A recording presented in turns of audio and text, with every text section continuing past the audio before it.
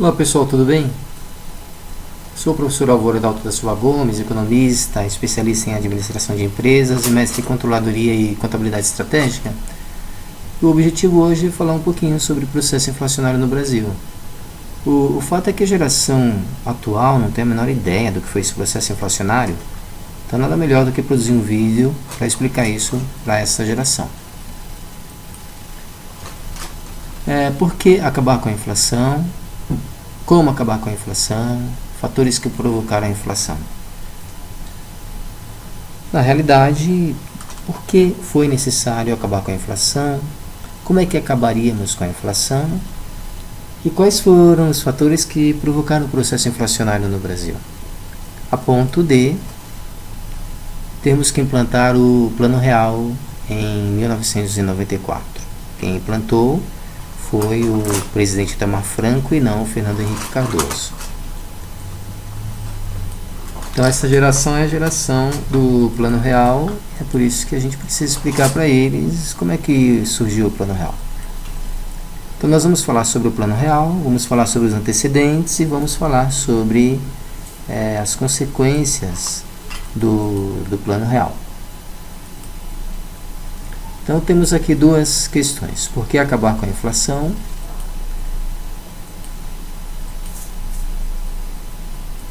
E como acabar com a inflação. Então eu preparei esse slide para explicar para vocês que era necessário eliminar a hiperinflação no Brasil. Então nós iniciamos falando sobre inflação, agora eu estou falando de hiperinflação. Hiperinflação é o seguinte, gente, finalzinho de 1993, olha só o resultado da inflação, 2.700% ao ano ou 80% ao mês. Atualmente a gente convive aí com uma inflação de 7% ao ano. Tá? Então em 93, boa parte dos jovens que nasceram aqui com o percentual de 2.700%. Então nós precisávamos eliminar o imposto inflacionário. A inflação era um verdadeiro imposto sobre as nossas famílias e afetava de forma drástica a classe baixa e demais trabalhadores. E nós precisávamos eliminar a inflação endêmica, a indexação endêmica, ou seja, a correção monetária. Os salários eram corrigidos, os preços eram corrigidos diariamente. E tínhamos que fazer com que a população abandonasse o dólar como moeda especulativa. Gente, o que se comprava de dólar na época não era brincadeira. Então foram necessárias algumas medidas, como por exemplo, o estabelecimento da paridade cambial. R$1 vai valer $1. Sem isso, a gente não conseguiria modernizar o parque industrial brasileiro. O parque industrial brasileiro estava uma verdadeira sucata. E com esse câmbio na paridade 1 por 1, isso favorecia o processo da importação, porque comprávamos a preços melhores, ou seja, o real passou a ser a moeda forte, então comprávamos com moeda forte. E como nós estávamos passando por um processo de privatização, nada melhor do que vender as nossas estatais com moeda forte, recebendo em dólares. Dessa forma, o setor siderúrgico, a telefonia, a petroquímica, a eletricidade, ferrovia e rodovia passaram para a iniciativa privada. E uma outra medida importante foi a manutenção da taxa de juros alta para atrair o capital especulativo, na proporção de 40% ao ano, para vocês terem uma ideia. E manter as reservas cambiais altas para a manutenção da paridade cambial. O Plano Real só deu certo porque nós passamos a ter reservas cambiais consideráveis. Agora nós vamos explorar esse assunto aqui interessante sobre quais fatores provocaram a inflação. Então eu preparei aqui alguns itens para pensarmos a respeito. Então, o processo de industrialização brasileiro favoreceu a origem de monopólios, duopólios e oligopólios. É claro que com a presença desses modelos, não teria como não resultar em inflação de custos no Brasil. Então, um dos fatores que deram origem ao processo inflacionário no Brasil foi a concentração de empresas no mercado brasileiro nesses moldes de monopólio, duopólio e oligopólio. A diversificação de classes sociais gerou massa consumidora ávida por novidades tecnológicas, o que gerou a inflação de demanda. Então, por exemplo, quem nunca tinha o hábito de usar uma geladeira passou a usar, quem nunca tinha o hábito de usar um fogão passou a usar, quem usava sabão de pedra passou a usar sabão em pó. Então, eles estavam ávidos por produtos novos. Isso provoca aumento de preço. Nós tivemos também a inflação importada derivada do primeiro choque do petróleo em 73 e seis anos depois, o segundo choque do petróleo. É claro que esse aumento do preço no petróleo no Oriente Médio resultou em inflação importada e os preços foram atingidos. As empresas estatais ineficientes e inchadas davam origem à inflação administrada, o governo aumentando o preço a bel prazer e muitas vezes até deixando de aumentar o preço, isso focando as próprias empresas estatais, que passavam a ter problemas crônicos de gestão. E também falta de controle fiscal que conduzia o governo a emitir moeda. Então a dívida pública já era um problema. Como resolver a dívida pública? Vamos emitir moeda. Portanto, estávamos diante de 5 focos inflacionários. Isso não é brincadeira, gente. Temos que falar um pouquinho também sobre os antecedentes históricos. Quais são esses antecedentes históricos? Anos 30. Ocorre a primeira Revolução Industrial no Brasil. Anos 40. Inicia-se um processo não de privatização, mas de estatização. Anos 50. Nós vamos passar pela segunda Revolução Industrial. Anos 60. Anos de chumbo. Só um detalhe. Anos 50, porque segunda Revolução Industrial? Por causa da entrada das multinacionais no Brasil. Principalmente as indústrias automobilísticas. Anos 60, anos de chumbo em função da ditadura, a partir de 64, e de 67 a 73 nós vamos passar pela fase do milagre econômico. Nós vamos crescer aqui que nem a China, 10 a 12% ao ano.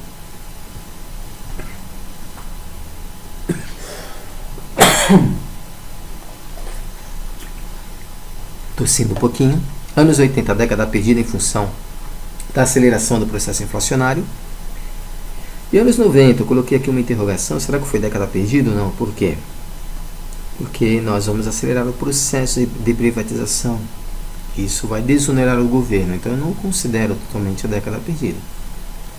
Mas o processo inflacionário vai se intensificar até 1993, chegando a 2.700% ao ano, o que vai fazer com que o governo implante o plano real a partir de 94.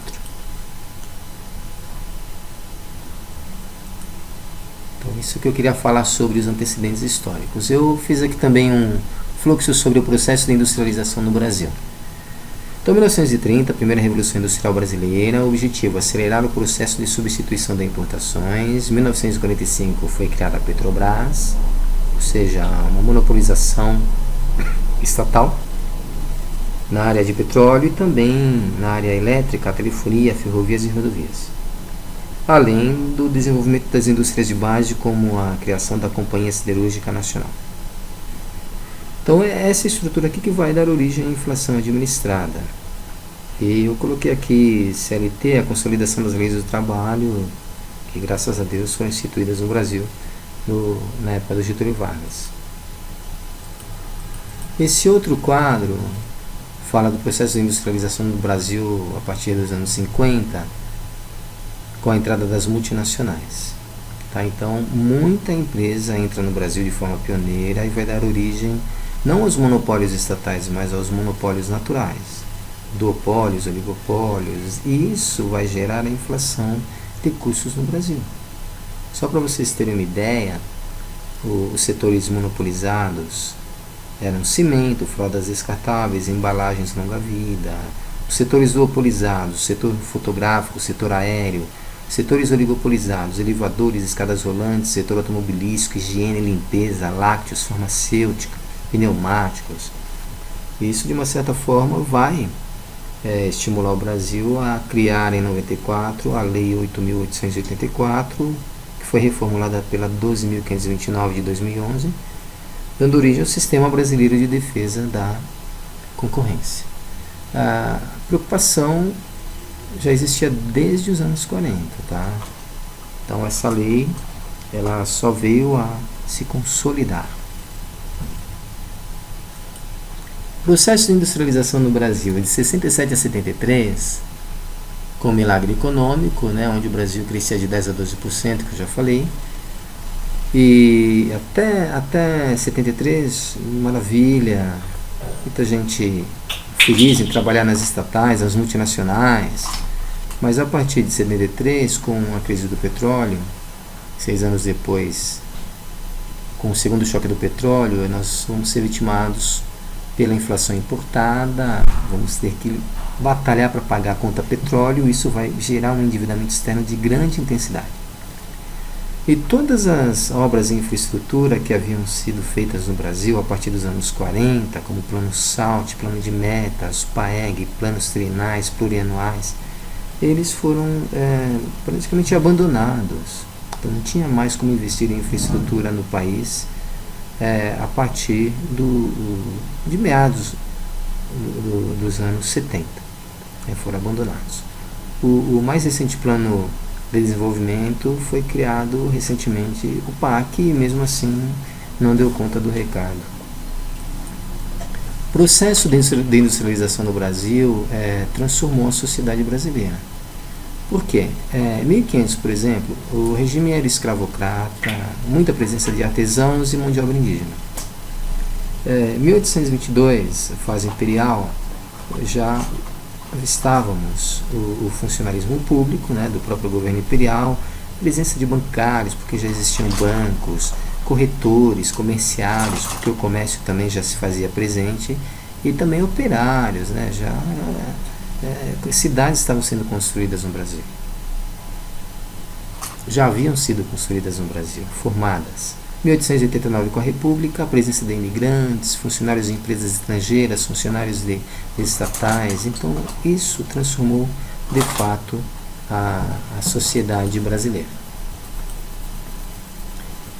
O processo de industrialização no Brasil também conta com investimentos sustentados por endividamento externo e aumento dos gastos públicos.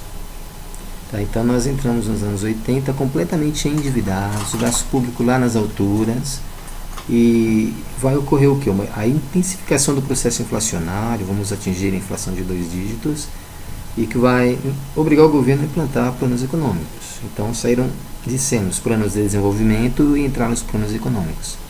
E nessa década aqui nós vamos presenciar também a quebra de várias instituições financeiras no Brasil.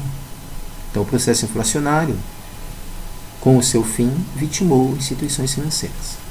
Então, só para vocês terem uma ideia, os planos anteriores ao Plano Real foram esses aqui: Plano Cruzado 2, Plano Bresser, Plano Verão, Plano Collor 1, Plano Collor 2.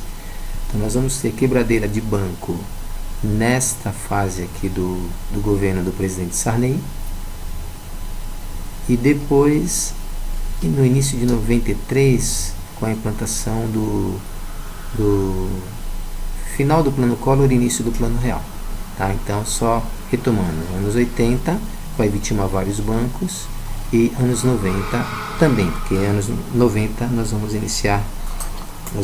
entrar fortemente com o combate ao processo inflacionário. Então, falando sobre os planos anteriores ao Plano Real, que são esses aqui. As medidas mais comuns, né? Congelamento de preço e salário. Hoje ninguém ouve falar de congelamento de preço e salário. Expurgo do fundo de garantia e arroxo salarial. Estamos perdendo renda real, mas não é um arroxo salarial como ocorria na época. Implantação da tablita com controle de preços e criminalização de empresários que aplicassem abuso do poder econômico, além do confisco. Então, não estávamos vivendo mais a ditadura política, mas passamos a viver da ditadura econômica. Então, o Plano Cruzado ele foi lançado em 28 de fevereiro de 86, durante o governo Sarney, e o principal objetivo, redução e controle da inflação. Então, foi criado o Cruzado Novo em substituição ao Cruzeiro, e congelamento do preço dos produtos e salários por um ano. Os efeitos foram terríveis. Só para vocês terem uma ideia, começou a faltar mercadoria nos supermercados, porque os empresários, os comerciantes não podiam reajustar preço. Então, muitos empresários e fazendeiros resolveram não colocar seus produtos à venda. Então, qual foi o resultado disso? Desabastecimento. E é evidente que a inflação, ela volta a crescer. Plano Cruzado 2, no final de 86,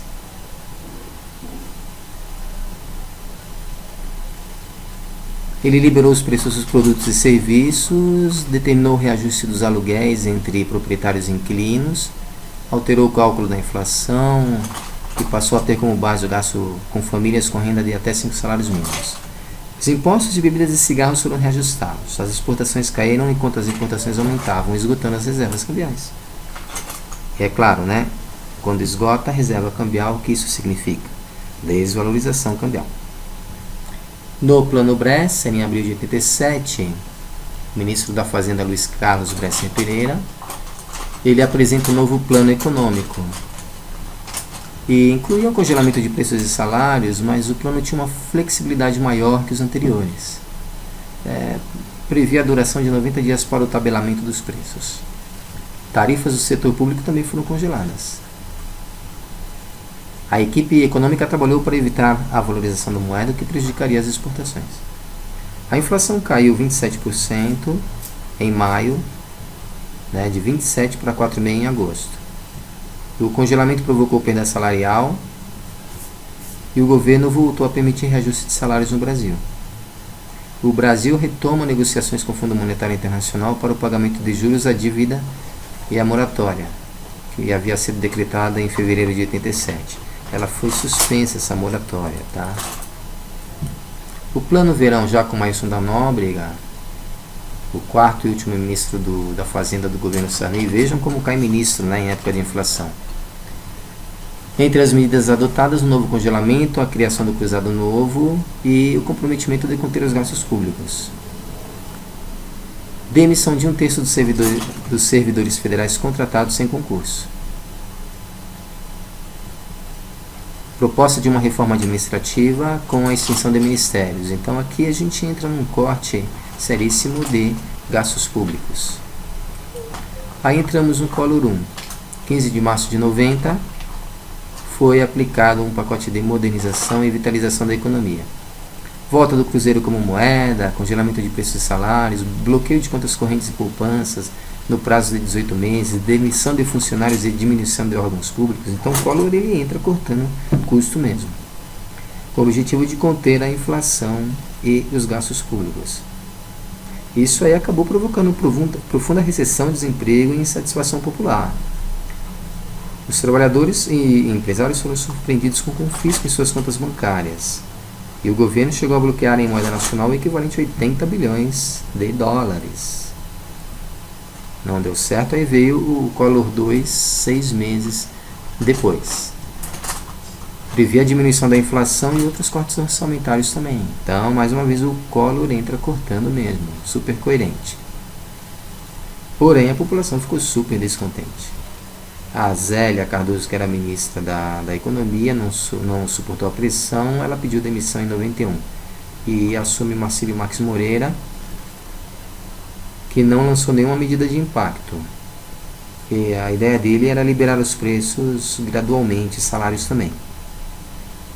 E em função das denúncias de corrupção na administração Collor, envolvendo ministros, amigos pessoais e até a primeira-dama Rosane Collor, o tesoureiro PC Farias, o amigo do presidente, foi acusado de tráfico de influência, lavagem e desvio de dinheiro. E isso aí vai resultar, obviamente, no impeachment.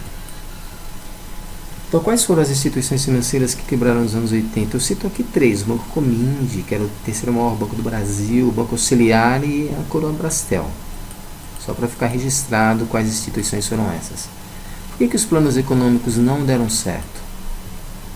Então, olha só que interessante. Combate à inflação não agrada instituições financeiras. Elas ganhavam muito dinheiro com o lucro inflacionário. Controle do processo inflacionário também não agrada muito às empresas, porque as empresas ganhavam muito dinheiro com a retenção e giro de estoques. Então esses setores tornaram-se potenciais inimigos do governo. E o governo, que tinha pouquíssimas reservas cambiais, sofria de ataques especulativos.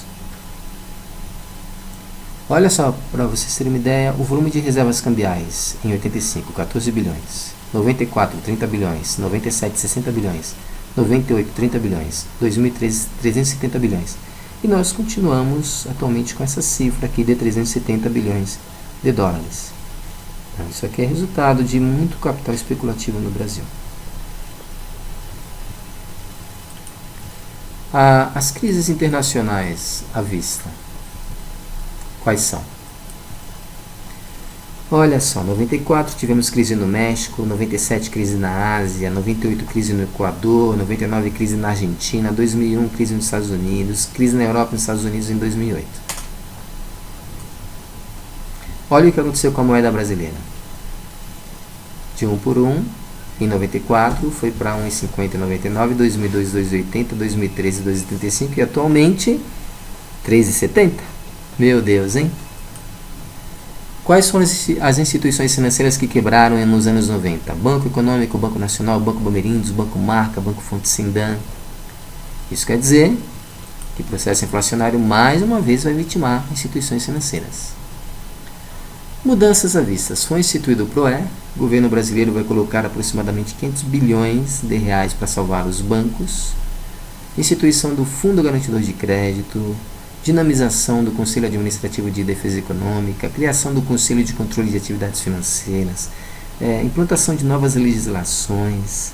Vamos encarar novas crises internacionais e novas visualizações de tendências. Então, o que foi o PROE? Foi o Programa de Reestruturação e Fortalecimento do Sistema Financeiro Nacional. Então, tinha que salvar bancos, senão o sistema financeiro quebrava. Então, foi comprometido 2,7% do PIB médio. Eu falei 500 bilhões de dólares, né? Mas tenho que corrigir aqui. 20 bilhões de reais, que corrigido, talvez hoje seja equivalente aí a 30 bilhões de dólares, talvez. Aí precisaríamos fazer uma conta, né? É o Fundo Garantidor de Crédito, que vai dar garantia aos clientes de bancos até 250 mil reais. Então hoje nós temos uma cobertura, foram medidas interessantes. E sobre o Sistema Brasileiro de Defesa da Concorrência, temos aqui essa estrutura, a Secretaria de Acompanhamento Econômico, Secretaria de Direito Econômico, Ministério Público, Polícia Federal, todos preocupados com a formação de trustes e cartéis. Esta lei sofreu reformulação e surge a 12.529, dando origem ao Supercad, que passa a acompanhar incorporações, fusões, cisões, arrendamentos e participações societárias no Brasil. A evolução da dívida pública interna. Olha só o que aconteceu. Em 94, a dívida pública interna era de 60 bilhões de reais, 2002, 600 bilhões, 2013, 2 trilhões e estamos fechando o ano de 2016 com aproximadamente 3 trilhões de reais. Então houve um aumento abrupto da dívida. As legislações implantadas que foram favoráveis à gestão do Brasil. Lei das diretrizes orçamentárias. Então, o orçamento público no Brasil hoje é extremamente importante. O governo tem que planejar o orçamento. A lei de improbidade administrativa. Atos de improbidade praticados por qualquer agente público. Administração direta, indireta e fundacional.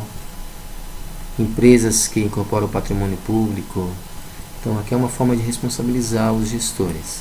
A lei das licitações de 93 vai dar uma cara nova à forma como o governo contrata as empresas.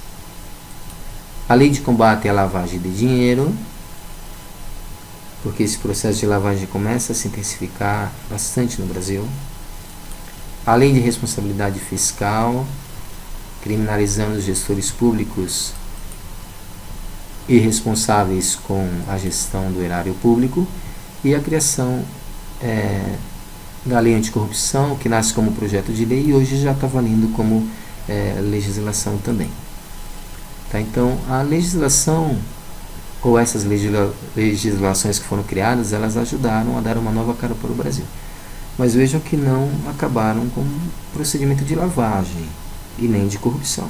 Tá aí a Operação Lava Jato para mostrar tudo isso para nós. Sobre as crises internacionais, como é que surgiram essas crises? Então, por exemplo, a crise de 2008 subprime é uma crise financeira desencadeada em 2006 a partir da quebra das instituições de crédito dos Estados Unidos. Então foram instituições financeiras que quebraram porque fizeram uso de uma liberação de crédito em demasia para o setor imobiliário. Foi uma ganância instituída nos Estados Unidos. Enquanto na Europa, os problemas foram gerados mais em função do aumento dos gastos públicos. Então, a crise nos Estados Unidos foi diferente da crise na Europa. Enquanto nos Estados Unidos a palavra-chave era ganância, na Europa, excesso de gastos públicos. As medidas que foram tomadas de combate à crise, aqui no Brasil, foi a implantação do PAC, para não deixar a economia ruir. É uma forma de você aumentar os gastos públicos. Política industrial, desoneração de folha de pagamento para os setores prejudicados pelo câmbio. Foi uma outra ideia também lançada pelo governo, mas que não vai surtir muito efeito. E passamos a avaliar com muito mais cuidado as variáveis macroeconômicas, observando as tendências da taxa de juros, o PIB, taxa de inflação, taxa de câmbio, taxa de desemprego, saldo da balança comercial e reservas cambiais.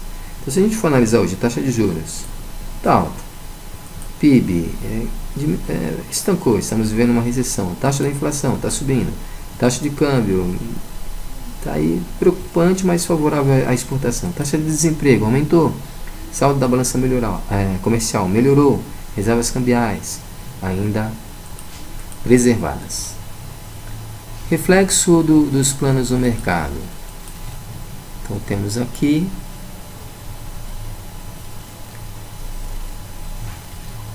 ainda a presença de trabalho escravo rural e urbano, trabalho infantil, e ainda permanece a economia informal brasileira. Movimenta 651 bilhões de reais. Então, apesar de toda essa preocupação com o desenvolvimento, ainda temos alguns resquícios de problemas que precisamos eliminar no Brasil.